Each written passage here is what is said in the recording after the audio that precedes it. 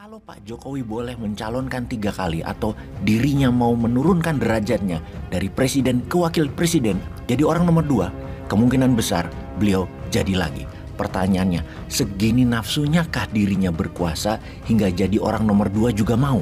Rasanya beliau bukan manusia yang suka mabuk jabatan, bukan manusia yang suka dipuja-puji, bukan manusia haus kekuasaan deh. Beliau itu simbol kesederhanaan rakyat Indonesia yang tidak haus jabatan, tidak haus pujian. Beliau melayani orang, bukan dilayani.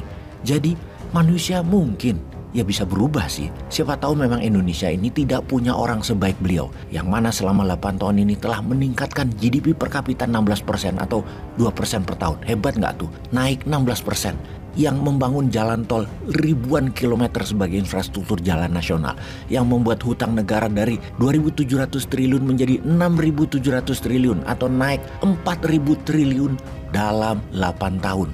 Ini luar biasa Indonesia dipercaya oleh dunia. Dapat hutangan itu artinya Indonesia kaya dan Indonesia dipercaya. Hebat kan? Ya, beliau dan pendukungnya mungkin merasa dirinya lah yang terbaik, jadi harus maju lagi. Ya siapa tahu, di sisi hutangan sulit loh membuat negara itu dipercaya. Sulit. Jadi mendapat hutangan besar 4.000 triliun adalah sebuah prestasi tinggi. Bosman, kalau menjabat belum tentu mendapat hutangan segitu besar.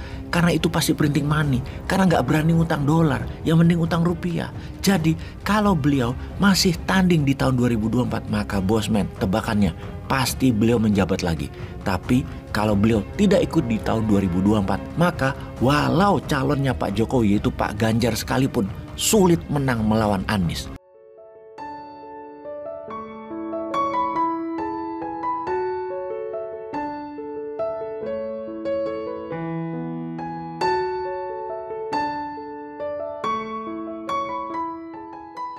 Membaca di media ada tantangan dari sang ibu menteri kepada para ekonom tentang meramal harga BBM tahun depan. Bosman paling tinggi ngacung tangannya. Saya, tapi nggak digubris.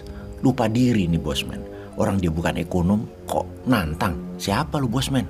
Oh, rupanya hanya ekonom yang boleh meramal harga BBM ya. Ekonomi yang mana? Ekonomi yang selama 50 tahun ini membuat rupiah tidak pernah kuat itu. Ekonomi yang membuat inflasi 20.000% selama 50 tahun itu ya. Memang harus ekonom ya yang boleh menebak harga BBM tahun depan. Sekarang sudah sekian lama, mana yang menebak harga BBM? Para ekonomnya ya. Gak ada juga tuh yang bunyi. Ya sudah, bosman aja yang menebak. Kalau Pak Jokowi boleh mencalonkan 3 kali atau dirinya mau menurunkan derajatnya dari presiden ke wakil presiden jadi orang nomor 2, kemungkinan besar beliau jadi lagi.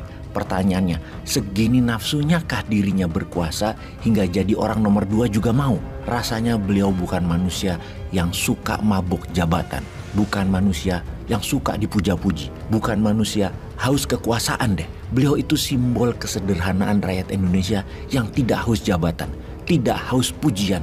Beliau melayani orang, bukan dilayani. Jadi manusia mungkin ya bisa berubah sih. Siapa tahu memang Indonesia ini tidak punya orang sebaik beliau, yang mana selama 8 tahun ini telah meningkatkan GDP per kapita 16% atau 2% per tahun. Hebat nggak tuh? Naik 16%. Yang membangun jalan tol ribuan kilometer sebagai infrastruktur jalan nasional, yang membuat hutang negara dari 2.700 triliun menjadi 6.700 triliun atau naik 4.000 triliun dalam 8 tahun. Ini luar biasa Indonesia dipercaya oleh dunia. Dapat hutangan itu artinya Indonesia kaya dan Indonesia dipercaya. Hebat kan? Ya, beliau dan pendukungnya mungkin merasa dirinya lah yang terbaik, jadi harus maju lagi. Ya siapa tahu, di sisi hutangan sulit loh membuat negara itu dipercaya. Sulit. Jadi mendapat hutangan besar 4.000 triliun adalah sebuah prestasi tinggi. Bosman, kalau menjabat belum tentu mendapat hutangan segitu besar. Karena itu pasti printing money. Karena nggak berani utang dolar, yang mending utang rupiah.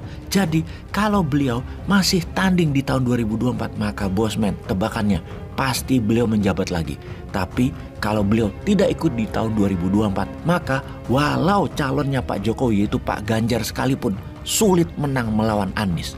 Bosman ini gini-gini melakukan survei di sosmed, menggunakan ada 2 sampel pertanyaan, di mana yang pertama dapat 2.000-an responden dan yang kedua mendapat 2.900-an responden dalam 24 jam. Memang belum mewakili 100% penduduk Indonesia, juga belum mewakili wilayah mana responden ini disurvei. Namun hasilnya bisa menjadi cermin. Surveinya begini, Bosman Capres dipasangkan dengan Ganjar, Sandi Uno, Prabowo, Anies.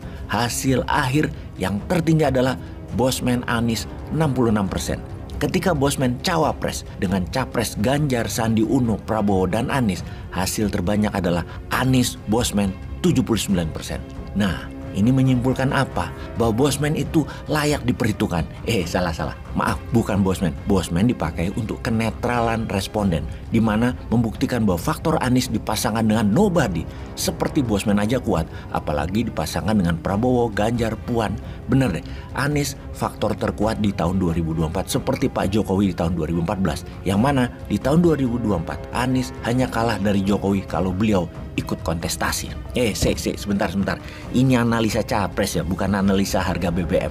Lah ngawur ini Bosman. Kita balik ke BBM aja deh, lebih nyata. BBM atau bahan bakar minyak itu bersumber dari crude oil, minyak mentah. Nah, untuk cerita beginian Bosman punya pengalaman panjang lebih dari 25 tahun. Oil and gas memang bread butternya Bosman hingga tahun 2016. Secara garis besar, minyak mentah tadi di-refine atau dimurnikan atau diproses jadi BBM, gasoline atau kerosin, apapun yang dibutuhkan dengan menggunakan oil refinery atau penyuling minyak. Oil refinery di seluruh dunia ini ada lebih 400-an dan Amerika memiliki 270-an lebih. 170 di negara Amerika, 100 di luar Amerika. Amerika negara swasta, semua oil refinery dan crude oil company adalah swasta. Pembangunan oil refinery awalnya adalah dari Rockefeller yang membangun dengan Steinbeck-nya di penghujung abad 19 dan di awal abad 20. Meningkat dari minyak mentah crude oil menjadi minyak bakar atau minyak tanah kerosin, kemudian jadi gasolin. Gasolin di awalnya untuk mobil, tentunya mobil Ford yang terbanyak pemakainya, lalu buat listrik di Amerika. Semenjak Inggris menemukan cadangan minyak di Timur Tengah, kemudian Amerika ikut mencari dan menemukan di Timur Tengah, dan di belahan dunia lain, maka oil refinery mulai bermunculan. Teknologi pun mulai meningkat, makin efisien dan terus berkembang hingga 20 tahunan terakhir ini. Mulailah manusia menyadari bahwa karbon hasil buangan BBM dan energi adalah penyumbang terbesar masalah lingkungan hidup, perubahan cuaca, menjadi dunia semakin tidak sehat, semakin panas, salju mencair, permukaan air laut meningkat, dan lain sebagainya. Maka dunia mencari sumber energi ramah lingkungan, menggantikan fosil oil, menggantikan batu bara, dari sampah bahan bakunya, dari matahari, angin, panas bumi, dan lain sebagainya, dengan penyimpanan adalah menggunakan baterai. Dalam 20 tahun terakhir, maju dengan pesat, yang mana dalam 20 tahun terakhir, oil refinery hanya dibangun 5. 3 berada di Timur Tengah untuk mengantisipasi permintaan Tiongkok dan 2 di Tiongkok. Sisanya oil refinery adalah usianya tua semua dan makin tidak efisien. Karena itu biasanya dalam struktur harga jual BBM dari 100%, harga minyak mentah itu kontribusinya 60-65%. Harga refinery 15%-an, harga distribusi 15%, dan komisi transaksi atau profit 10%-an. Namun semenjak perang Ukraina terjadi perubahan drastis. Biaya refinery naik menjadi 29% dan komisi trader naik hingga 15%. Membuat harga BBM walau crude oilnya menurun tapi menjadi mahal harga BBM-nya. Kalaupun perang di Ukraina berhenti, dengan Rusia mendapatkan apa yang Rusia sudah dapat seperti saat ini, yaitu 20% wilayah Ukraina, dan akan menjalankan referendum di 4 wilayah untuk menjadi negara atau wilayah baru, tentunya dijadikan negara boneka Rusia, harga BBM tetap tidak akan turun, tetap di atas. Diramal Bosman di harga 85 sampai 105 dolar per barelnya di tahun 2023, membuat ekonomi dunia slow down, inflasi masih tinggi, uang beredar ditahan. Dengan analisa ini sesungguhnya dunia sedang tidak baik-baik saja, dan harusnya sebagai negarawan, para pejabat mengedukasi rakyat harus bagaimana ke depannya, bukan malah jualan dirinya terpantas di 2024.